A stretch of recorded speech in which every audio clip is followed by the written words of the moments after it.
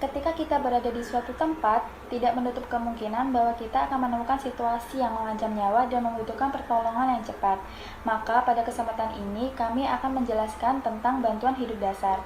Bantuan hidup dasar adalah serangkaian usaha awal untuk mengembalikan fungsi pernafasan seseorang yang mengalami henti nafas atau henti jantung. Langkah-langkah menurut AHA tahun 2015. Yang pertama, pastikan keamanan penolong, pasien, dan lingkungan.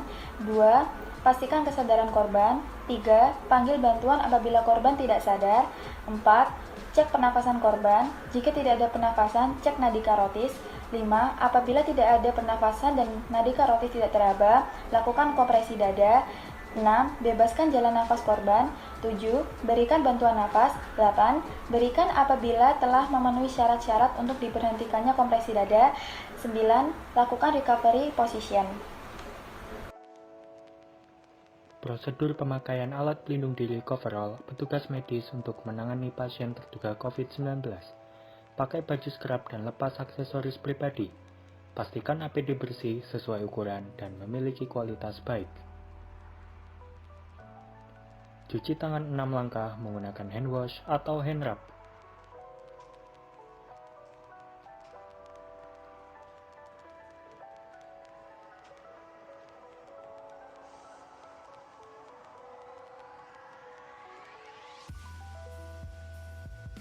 Memakai masker N95 dan pastikan memakai masker dengan rapat.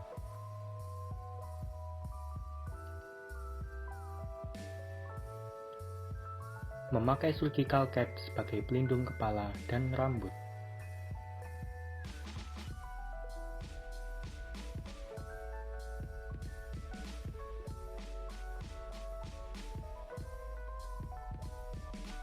Memakai sarung tangan bersih lapisan dalam.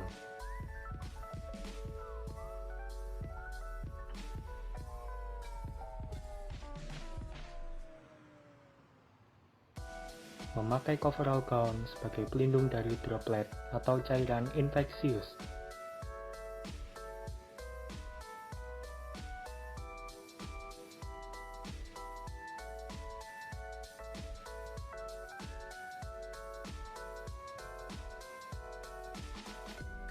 Memakai sepatu boot tahan air sebagai pelindung kaki.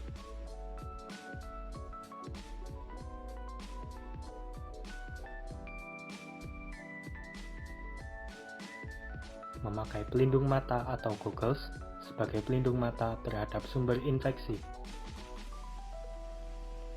Menutup pelindung kepala coverall dan pastikan badan, kepala, leher, telinga tertutup rapat. Memakai face shield untuk melindungi wajah sebagai proteksi ganda. Memakai sarung tangan bagian luar sebagai proteksi kedua pelindung tangan.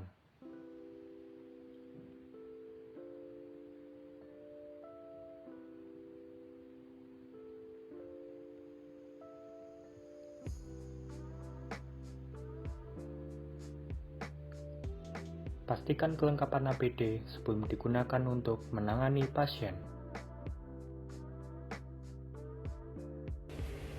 Menjelaskan tata cara menghubungi petugas dan ambulan, yaitu dengan sistematika sebagai berikut. Yang pertama, menyebutkan nama penolong. Yang kedua, menyebutkan lokasi saat ini. Yang ketiga, menyebutkan jumlah dan kondisi korban saat ini. Dan yang terakhir, memberikan nomor telepon yang dapat dihubungi oleh petugas. Bu.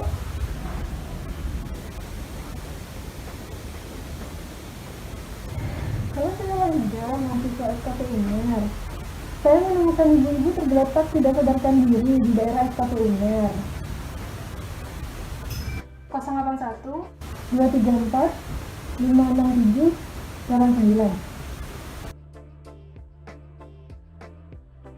Sebelum melakukan bantuan hidup dasar, pastikan 3A. Aman penolong, aman lingkungan pasien, dan aman pasien. 3A saat pandemi. 1. Aman penolong. Gunakan APD saat melakukan pertolongan untuk mengurangi penularan penyakit.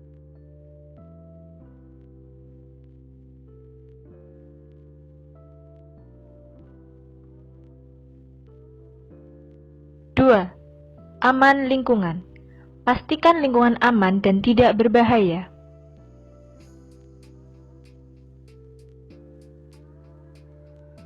3. Aman pasien.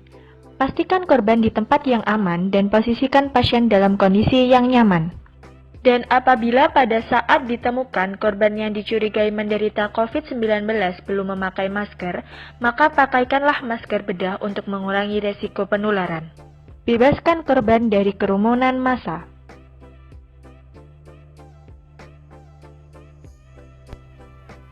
Setelah dipastikan keamanan lingkungan korban aman, selanjutnya yaitu dilakukan pemeriksaan respons korban. Dapat dilakukan dengan memberikan rangsangan verbal dan nyeri. Rangsangan verbal dilakukan dengan cara memanggil korban sambil menepuk-nepuk bahunya. Apabila tidak ada respons, rangsangan nyeri diberikan dengan penekanan yang keras di daerah tertentu seperti pangkal kuku, tulang sternum, dan tulang dada. Jika korban tidak merespon dengan rangsangan yang diberikan, maka lakukan pemeriksaan nadi. Pada tenaga kesehatan dan awam terlatih, pengecekan nadi pada karotis dilakukan tidak lebih dari 10 detik. Dan apabila ragu dengan hasil pemeriksaannya, kompresi dada harus segera dilakukan.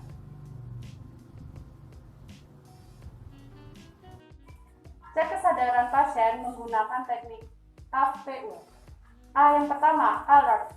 Cek kesadaran pasien. Jika pasien tidak sadar, maka lanjutkan ke V, voice, dengan cara memanggil nama pasien di dekat telinga. Bu, bisa buka mata, Bu, bisa buka matanya, Bu. Jika pasien masih tidak sadar, lanjut ke P, pain, rangsangan nyeri. Lakukan rangsangan nyeri pada ujung kuku jari korban atau di ujung sternum.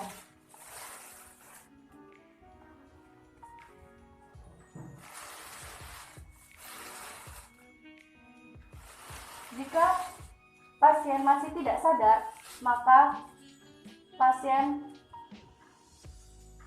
unresponsive dan segera panggil pelayanan kesehatan atau ambulans.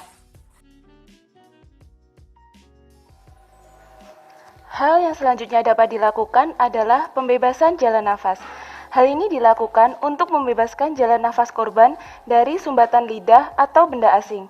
Hal yang dapat dilakukan adalah yang pertama, head tilt and chin lift, yang kedua, jaw thrust, yang ketiga adalah cross fingers, dan yang terakhir adalah finger sweep.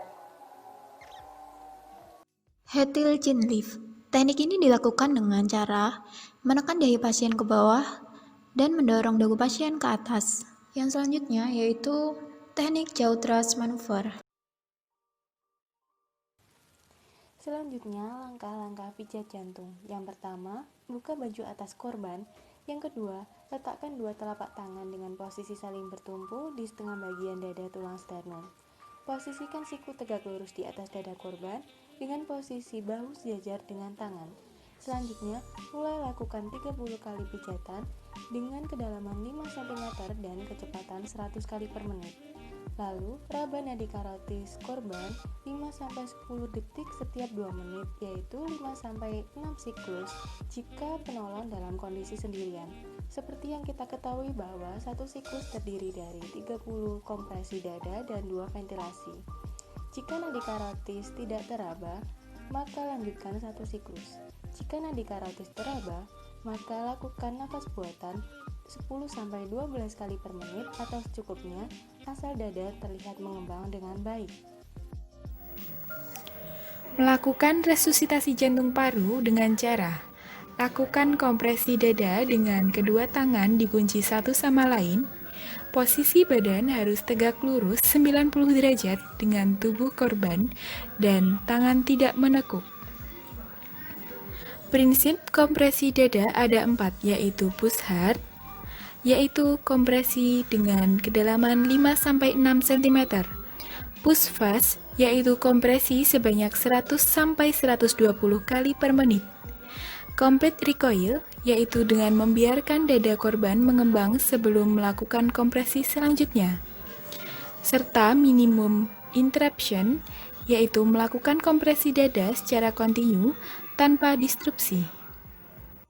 Setelah melakukan kompresi, lakukan rescue breathing sebanyak 2 kali dengan head tilt chin lift, sembari melihat dada korban mengembang atau tidak. Kompresi dada dilakukan sebanyak 5 siklus. 1 siklus terdiri dari 30 kali kompresi dan 2 kali rescue breathing. Jika pasien tidak sadar atau nadi tidak teraba, lakukan kembali 5 siklus. Dan jika nadi teraba kembali atau korban tersadar, posisikan korban di recovery position. Pijat jantung dapat dihentikan apabila 1. Jantung pasien berdetak ditandai dengan adanya nadi dan nafas spontan. 2. Bantuan medis datang. 3. Penolong kelelahan. Dan yang keempat, pasien sudah dinyatakan meninggal. Periksa tanda keberhasilan RJP dengan memeriksa denyut nadi arteri karotis dan pupil. Bila pupil dalam keadaan konstriksi dengan refleks cahaya positif, maka oksigenasi aliran darah ke otak cukup.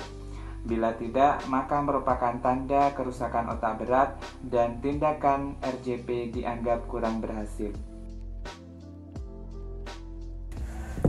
Komunikasi saat transfer dengan petugas ambulans. Yang pertama, jelaskan pada keluarga atau orang yang pernah kontak dengan klien bahwa tidak diperkenankan untuk masuk bersama klien ke ambulans. Yang kedua, jelaskan kepada petugas medis yang datang bahwa pasien terduga COVID-19.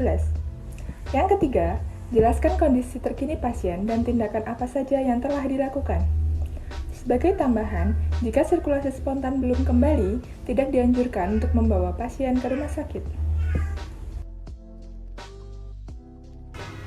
Kesimpulan yang dapat kita ambil dari video-video sebelumnya, bantuan hidup dasar adalah tindakan darurat untuk membebaskan jalan nafas, membantu pernafasan, dan mempertahankan sirkulasi darah tanpa alat bantu. Dan tujuan bantuan hidup dasar itu sendiri adalah untuk oksigenasi darurat secara efektif pada organ vital seperti otak dan jantung melalui ventilasi buatan dan sirkulasi buatan. Langkah-langkah yang dapat kita lakukan seperti pastikan keamanan lingkungan dengan 3A, pastikan kesadaran korban, serukan apabila korban tidak sadar, cek tanda-tanda vital, cek pernafasan. Apabila pernafasan tidak normal, lakukan kompresi dada dengan nafas bantuan. Dan apabila korban mengalami henti jantung, lakukan RJP atau pijat jantung. Lakukan hingga tim medis datang atau sampai korban mulai stabil. Setelah semua bantuan dilakukan, selanjutnya adalah mengkomunikasikan kepada pihak ambulans untuk ditransfer ke rumah sakit. Jadi, itu semua adalah contoh bantuan hidup dasar yang dapat kita lakukan dalam keadaan darurat.